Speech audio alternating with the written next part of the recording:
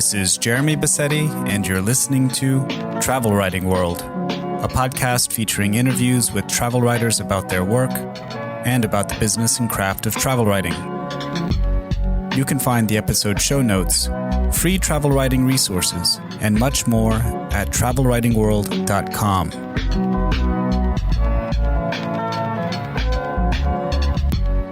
After the Italian Armistice of 1943, Eric Newby escaped from the prison camp in which he'd been held for a year. A local woman named Wanda, her family, and other anti-fascist sympathizers helped him evade the German army by hiding, feeding, and supporting him in the caves and forests of the Apennine Mountains. Joining me today to talk about Newby's Love and War in the Apennines is James March, who has written for publications like Condé Nast Traveler, The Washington Post, and The Telegraph. So now, here is Love and War in the Apennines. Well, James, welcome to the podcast. Hello, Jeremy. Thanks a lot for having me. I'm humbled that you choose to have me on. So you're a freelance travel writer based in Birmingham, as we say, in the United States. You've written for publications like The Washington Post and The Telegraph and Lonely Planet. And we actually connected on social media a few months back, and you recommended that we read and talk about Love and War in the Apennines by Eric Newby. And so, just to start off the conversation, could you talk about what drew you to Newby? Why did you want to read and talk about Newby's work? If truth be told, I didn't know a whole lot about Eric Newby until fairly recently, until we connected. And obviously, A Short Walk in the Hindu Kush is his most well-known work. But Love and War in the Apennines, really, it's not a particularly conventional travel book. It's a true story, albeit written 28 years after the event took place, which is a bit of a travel writing trope in itself. But the story sounded really fascinating, and he's one of those famous writers who, as a aspiring sort of coming up travel writer myself, I really need to read a lot more of, and I'd like to know a lot more about the guy and his style of writing, his prose and his story. And this story in particular, which was written in 1971, has really kind of captured the imagination a little bit. And I found it to be something I thought I'd really enjoy reading, and I did. And I hope you enjoyed it too. Oh, yeah, no, I did. Aaron Miller and I spoke about Newby and his context and his book, A Short Walk in the Hindu Kush, just a few episodes back. So I recommend the listeners to go back and listen to that episode too.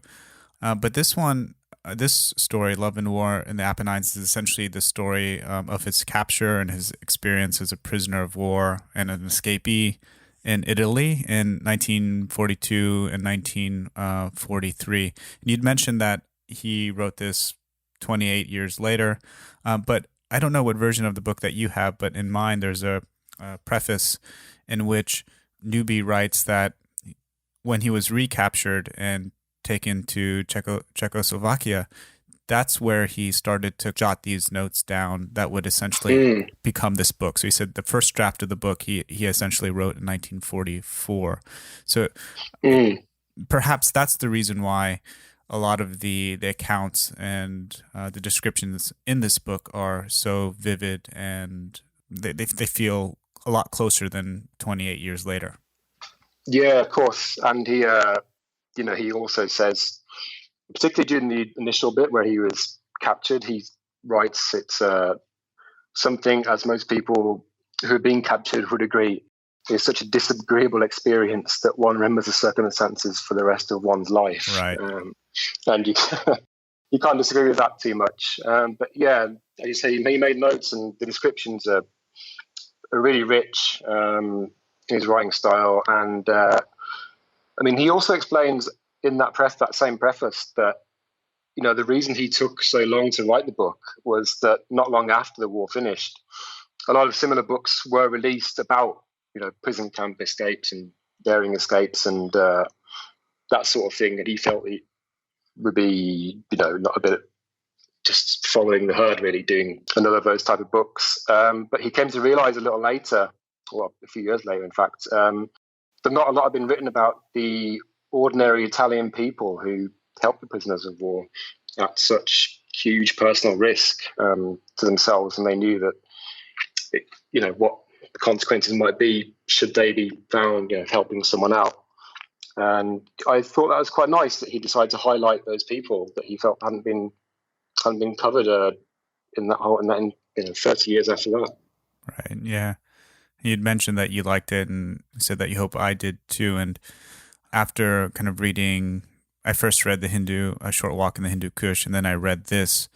And I was kind of hard, I think, on A Short Walk. I didn't like it very much, but after reading this, I mean, Newby, he's redeemed himself, not just because of how wonderful his story is, but, he's, as you say, this book is as much about his story as it is about all of the kind of wonderful Italian sympathizers and people along the way. I mean, there's so many characters in this book, and he and, of course, the woman that would become his wife, play a very important role in the story.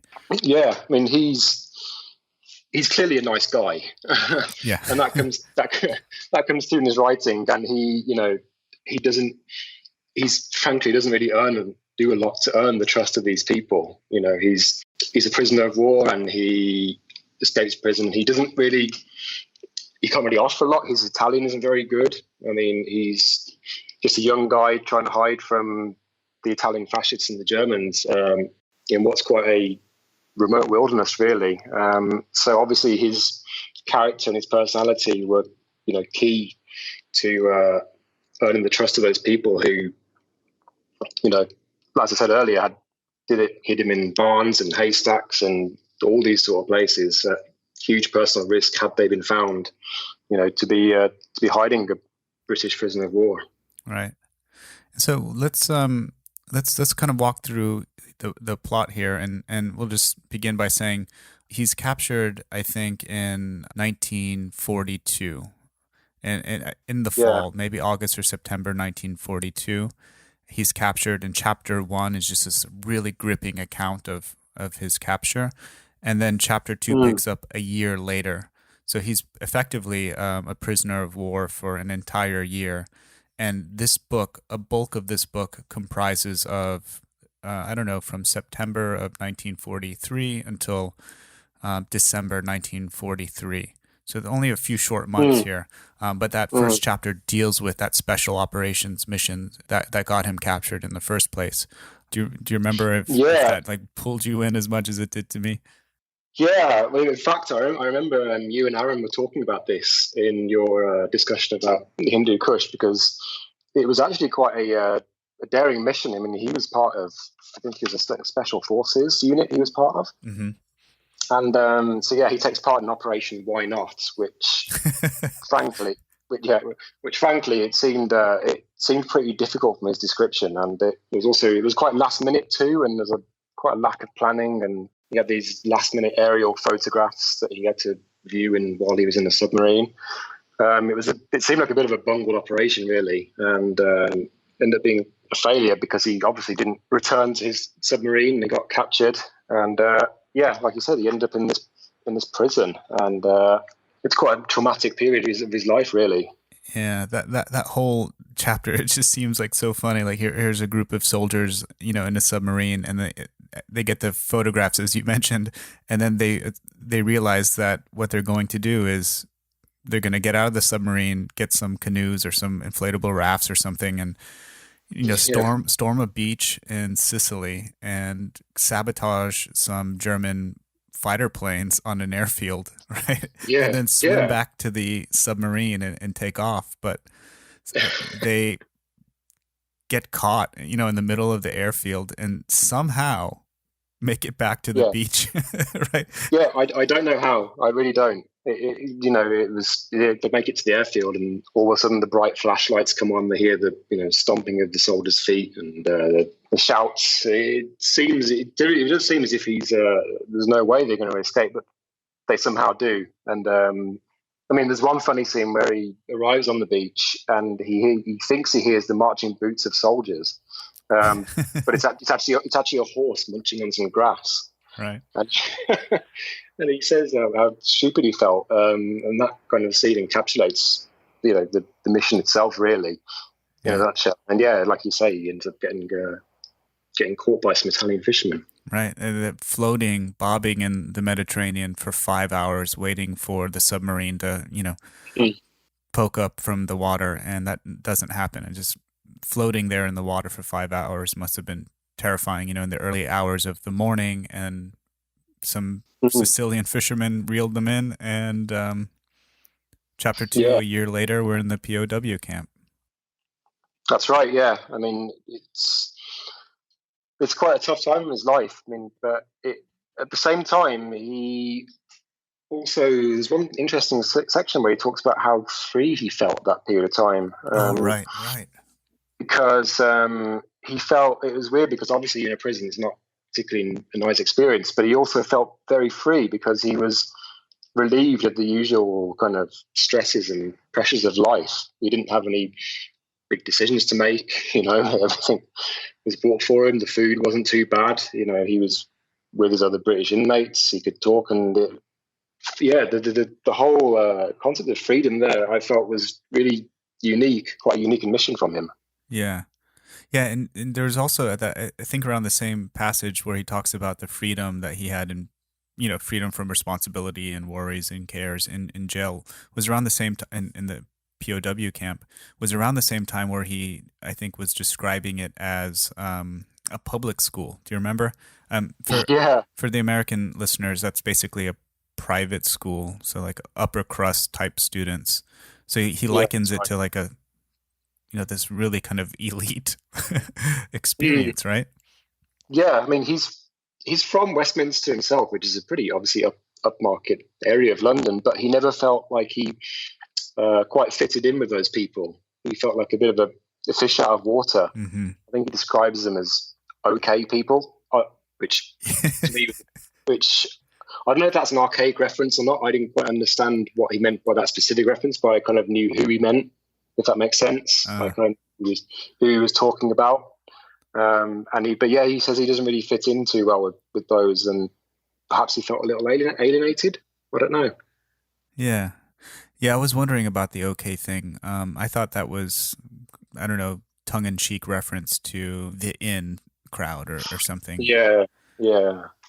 But it's interesting, like, in this prisoner of war camp, the day before the armistice is announced, I don't know what he was doing. He was goofing off in the stairwell or something. He tumbled down the stairs in these new boots that he got and shattered his ankle, right? I mean, he didn't know it was the day before the armistice. But, no. It was an entire flight of stairs, of marble stairs, in fact, as he says. And that obviously when the armistice did happen, that hindered him quite a lot in terms of being out in the open. And I don't want to jump too far ahead, but that was one of the reasons he ended up back in the hospital. Mm-hmm. And that's where his relationship with Wanda really started to form and formulate. When the armistice was announced, there was this weird period where nobody knew what to do, and all of a sudden their enemies, the Italians, became their friends. And there's this weird part where he mentions that, very rapid shift from enemy to friend. But they were left hanging. All the prisoners of war were left hanging in this was essentially orphanage, this old orphanage prisoner of war camp.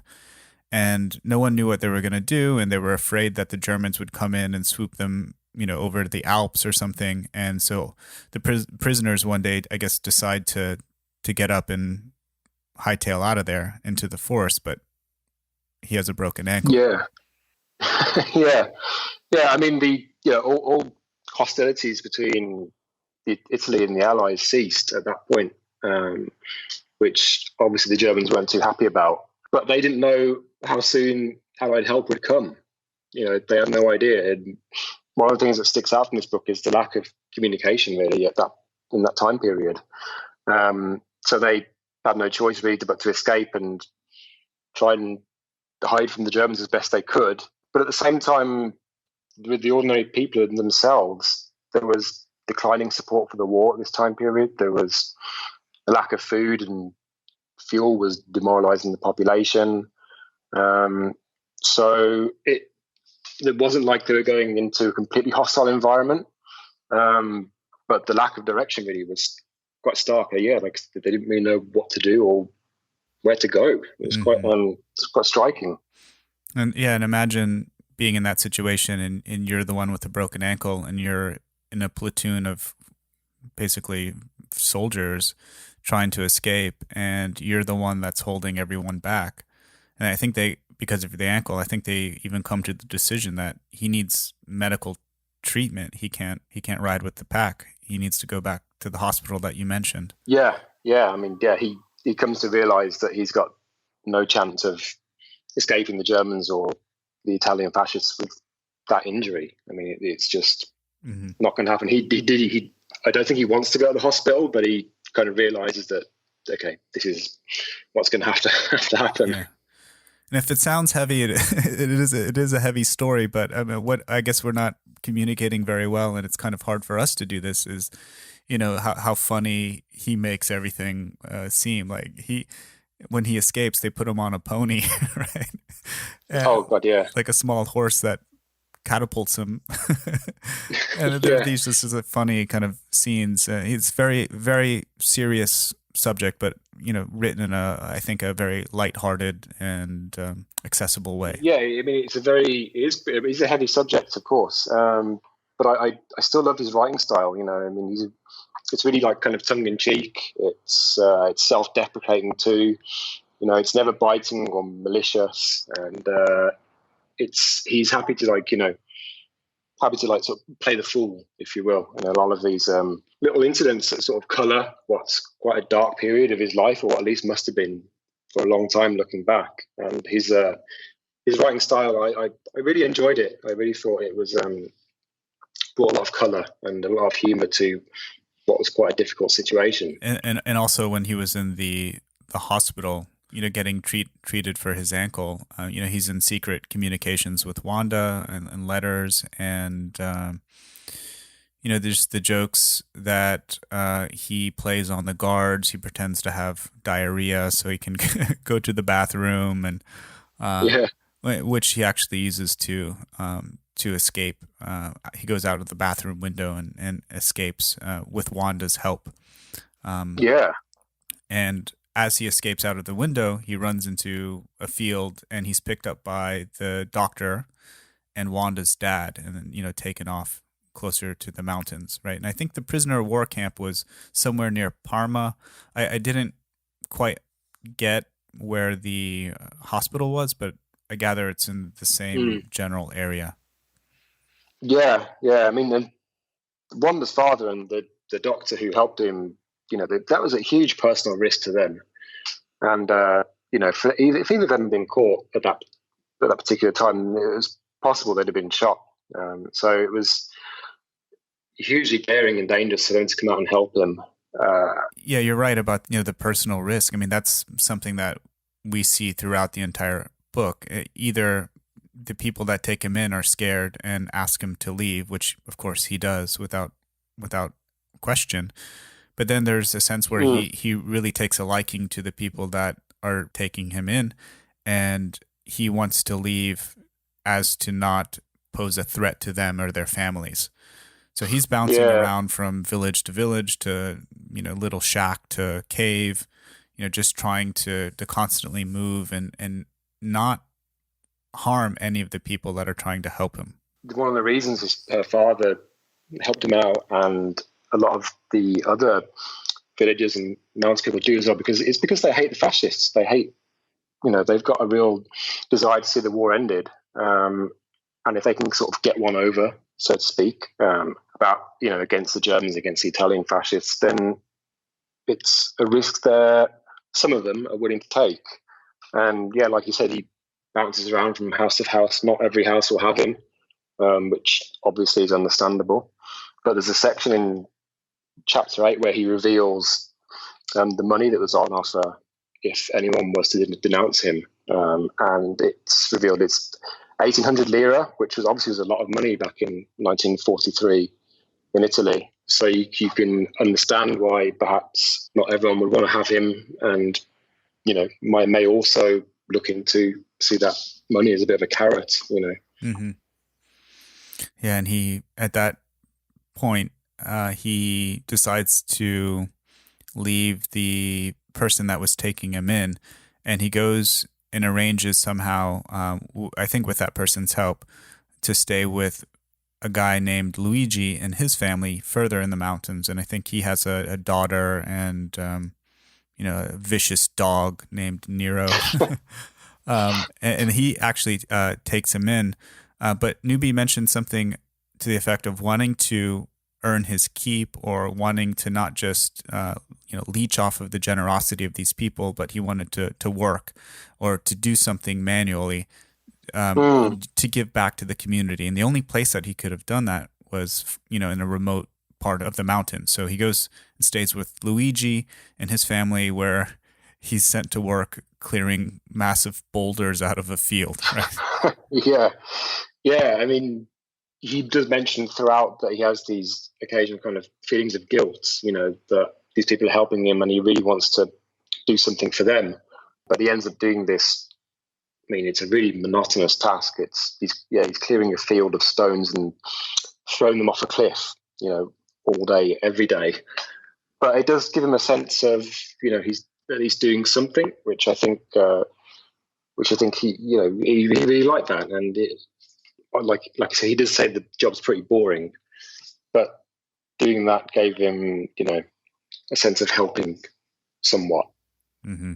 Contribution and he comes to realize too, as well, the fact that I think he had a bit of a stereotypical idea of what these rural Italian people were like, but he comes to realize too that these people aren't lazy at all. I think that he had that idea in his head, perhaps. They take siestas during the day and this sort of thing. But what the reality is that they're fighting to survive in what's an incredibly inhospitable terrain. I think that was quite striking. I mean, he also talks about how many of them even move away from this area of Italy, either to the city or they emigrate to America or South America. And I think he gains a real respect for what they are and where they live and how they live their life, really. Mm-hmm.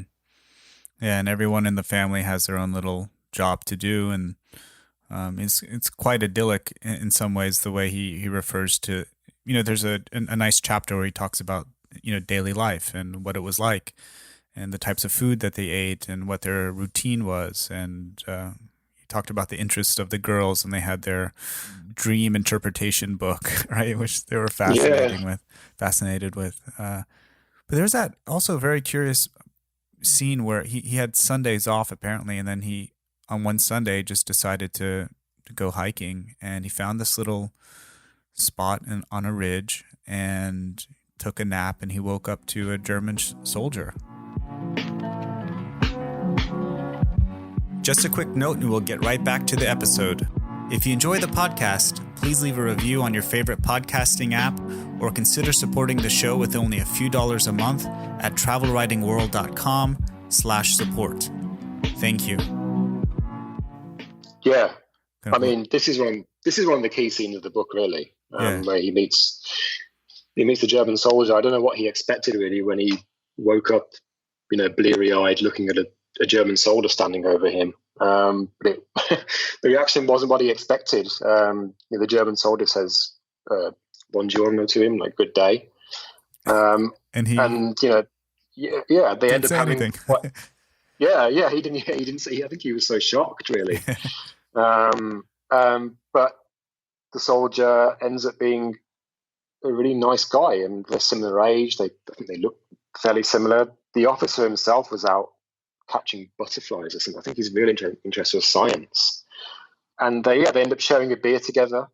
I think that scene really shows that not all the Nazis were these kind of cold, emotionless robots that we often see depicted in TV shows and movies and all this. It reminded me a little bit of the famous Christmas truce in World War One in December 1914, where the soldiers from the British and the German side got together and sang carols. And this is on a very kind of condensed micro level we're talking about here. But they got together and played football and sang Christmas carols together. And it was really quite nice. I really liked that scene. And there was another poignant section where the German soldier talks about how much he dislikes the war, and also how much he hates being hated just for being German. I thought that was quite a poignant moment too. He perhaps had other interests. He, obviously was interested in science. The war and Hitler and those decisions weren't something that defined him, and yet he was hated just for being born in Germany, essentially. Right, and the disillusionment was on all sides. And I think he even mentioned, as he pulled 2 beers out of his bag and gave one to Newby to share, he even mentioned that he was teaching Renaissance or art history or something, and he's just so kind of jaded and upset with everything. He's like, "What the hell am I doing teaching this subject? Like, I'm a scientist. I like bugs. I like to capture bugs." Yeah. But he also gives Newby his word that he's not going to say anything, right? And so I thought that was a very, as you mentioned, a very kind of important moment in this, even though nothing comes of it, right? It's just a very important scene that shows that that there's a shared humanity and shared disillusionment, right? There's that special connection. Yeah, I mean, we see humanity throughout the book, especially with the Italian, on the Italian side, the Italian peasants, the mountain people, whatever you need to call them. But to see that come through from the Nazi side as well was really interesting. And I don't know if that encounter really gave Newby confidence that he might escape. I don't know if it did, but it must have helped him in one way or another, I imagine, or at least pleased him a little bit that experience happened. And it was really, I think that was a really poignant scene in the book. It's a side note here. I wonder, I didn't keep tabs on this, but when I reread it, I'm going to. I wonder how many times in the book Newby just opens his eyes and somebody's looking at him. Like he goes to sleep somewhere in the woods and he opens his eyes and somebody is there. Yeah. Marching over him. The German, Luigi, doctor, many times throughout the book this happens. It's funny. Yeah, I think he must have lost track of time at some point. I don't even know if did he have a watch? I'm not sure that he even had a watch. So later in the story, he meets a group of people who end up constructing like this little hut/cave type thing in which he was going to overwinter. So this is now late October, early November or so, and there's this group of people that build him this hut, and every day they go and drop supplies off. And one day he had I think meeting scheduled with Wanda, and during the morning, a person, when they were dropping off supplies, gave him a wristwatch. I think that was right. And also, I guess another time when he was in the ditch earlier in the book, when he was in that little grave. But yeah, so I don't think he had owned one, but people lent him watches from time to time. Yeah, and I think it's also important to point out how often he references the coming winter. It seems to be constantly pointed out almost every chapter at this point, to watch out for the snow. When the snow comes, that's when you're really in trouble. So I think even if he wasn't aware of too much of time during every particular day, he's always aware that it's getting slowly more cold. And when the snow does come, he's going to really struggle to sleep out in the open or sleep wherever he is. And with the trees will be bare as well, so he'll be easy to spot. Right, but also maybe that as a larger metaphor, not just of his recapture, which that ends up happening, but also with the fact that in Italy there's essentially a German puppet state until May 1945. So even if he did kind of hole out there in his little hut, he would have been doing that for at least another year, right? Yeah, and we don't know what. Well, it's easy to say with hindsight. We know what happens, but at the time, he had very little idea of what the Allies were doing. He didn't know if they were going to come soon. I think there's one reference where he talks about there might be a landing in March. But when he was in these mountains, this was September, October. That's months away. So yeah, he has absolutely no idea when he's going to get any help, and he's in this puppet state where obviously he's been searched for. So he doesn't really know what's going to happen. But yeah, like you said, it doesn't look good for him. Let's put it that way. Mm-hmm. And all the while, he's still in contact with Wanda. I thought she would, figure more prominently in this book. But she, she's a thread that holds it together. But she pops in and out from time to time. She sends little letters, and he meets her only a handful of times, no more than that.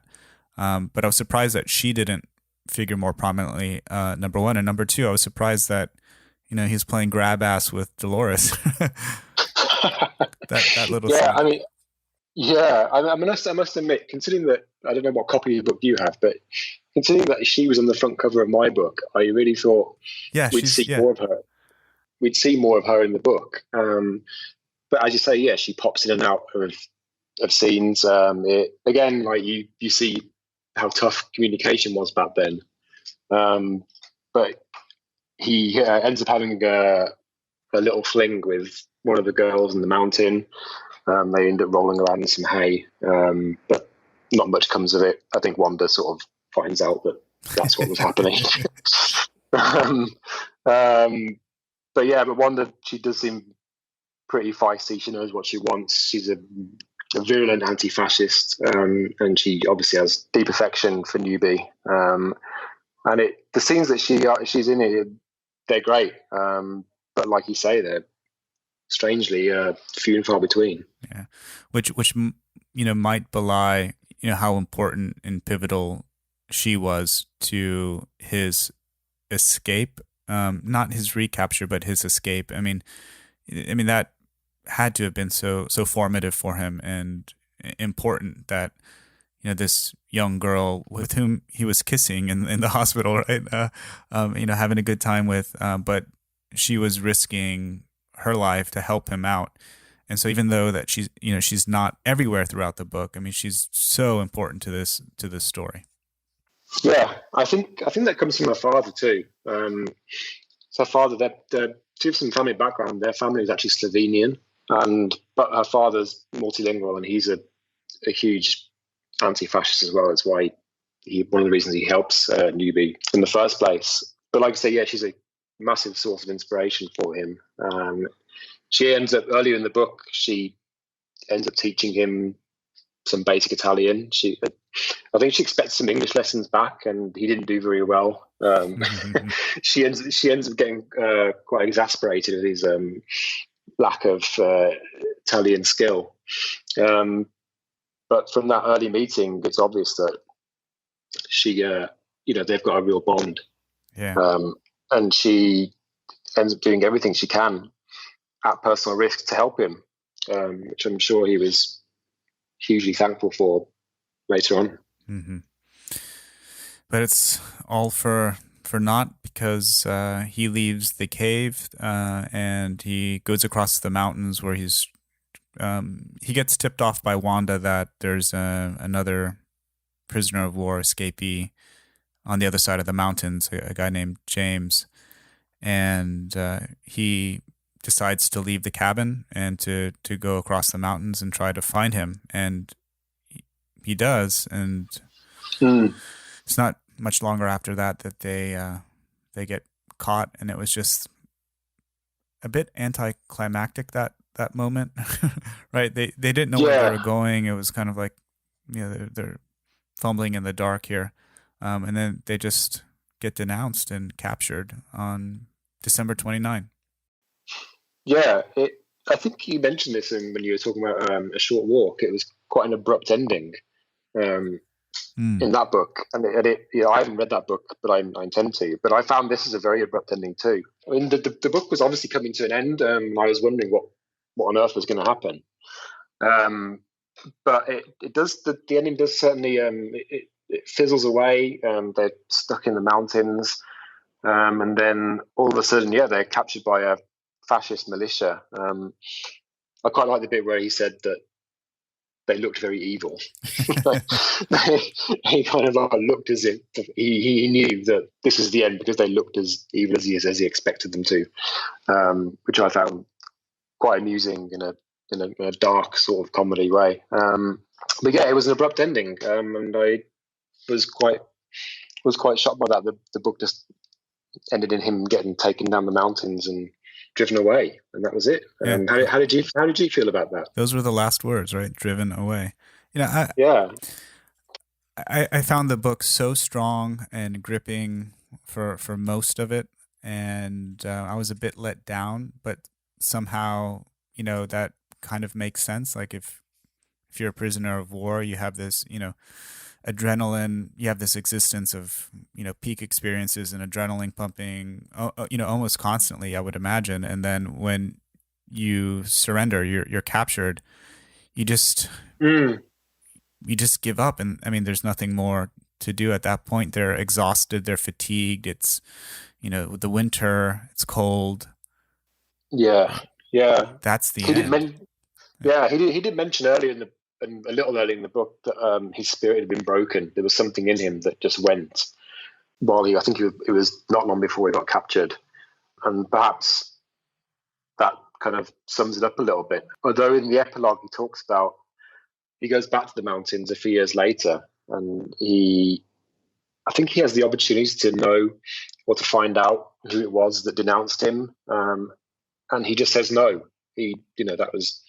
It's gone now. He doesn't particularly want to know who that person was. It was not a very nice period of his life, and that felt like more of an ending to me. Mm-hmm. I don't know if you felt that way. Yeah, and also his little plug there for another book that describes the life with Wanda. It's another book that he wrote called Something Wholesale, which I haven't yet read, but now I was like, okay, that was the story I was thinking that I was going to get in this book. Yeah. But that's interesting. Yeah, I mean, somehow like it feels right, despite it being so abrupt. I think I really enjoyed the book. It was a fascinating story. It just it was a shame the end on that particular note.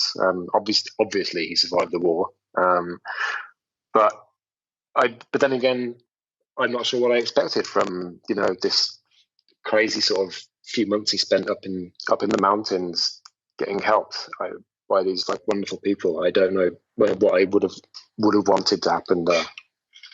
I wish I would have read this book first, because I think it would have given a lot more context to A Short Walk in the Hindu Kush in terms of what's so damn funny about that book. Because as we talked about in the other podcast, Aaron and I, they have this kind of like bumbling about idiot abroad quality to Eric Newby and his hiking partner, that you don't get a sense of like why that's so funny. When Thesiger calls them a bunch of pansies at the end of the book, like, okay, but this book kind of illustrates, the reality that the image or the illusion that he's trying to paint in A Short Walk, that he's ill-equipped or he's not cut out or he's, in Thesiger's words, a pansy. It's just not true. I mean, he's a tough guy that had these very difficult experiences as a prisoner of war. I mean, he's not a wuss, right? No. Perhaps that's one of the reasons why he was inspired to write this book. Perhaps someone had told him passing about that ending, or they'd had a conversation much like you and Aaron had about the reference to being a pansy. I mean, like you said, he clearly isn't. So he wrote this book 15 years later, after A Short Walk, I think it was, and obviously, as we know, he's clearly not a weak guy. I mean, anyone who goes through what he went through, including getting captured, obviously there's a real spirit and a real toughness to them. And what I like about it is that he mixes that kind of gritty toughness with some real kind of self-deprecating humor as well. I think that's one of the reasons this book's so well known, so famous, and why Newby's such a loved writer. It certainly inspired me to read a lot more of his work, though I can't imagine it'll be quite as hard going as this one. Yeah. Yeah, well, I think that's a good point to make, and an excellent one, to close out the show with. Before we do that, do you want to let us know where we can track you down online and all those details? Yeah, so you can follow me on Twitter at jmarchtravel. It's the same on Instagram too. I'm not a huge tweeter, so to speak, but I do talk about travel on there from time to time. These people who tweet every day, how do they have so many opinions? I really, where do you get all these opinions from constantly? So I'm not so much inclined that way, but I do tweet from time to time on there. So that's where you can find me. Okay, and your website? Yeah, it's just jamesmarchtravel.com. And you can find some links to my work there, and I'm a photographer too. So I've got some stuff on there, some of my travel work. A lot of it isn't particularly recent for obvious reasons. So I haven't been doing much travel lately, but hopefully that section will be updated fairly soon once we're allowed to travel again. Fingers crossed, hopefully soon.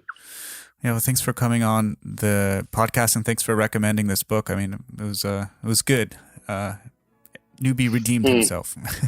Well, I wasn't aware you felt that way so much about A Short Walk. No, I thought I communicated that my distaste for that, but well, the cat's out of the bag now.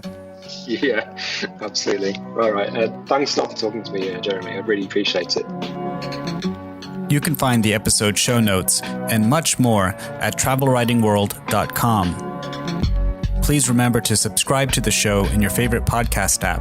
And if you find the show valuable, please consider leaving a review or supporting the show with only a few dollars a month at travelwritingworld.com/support.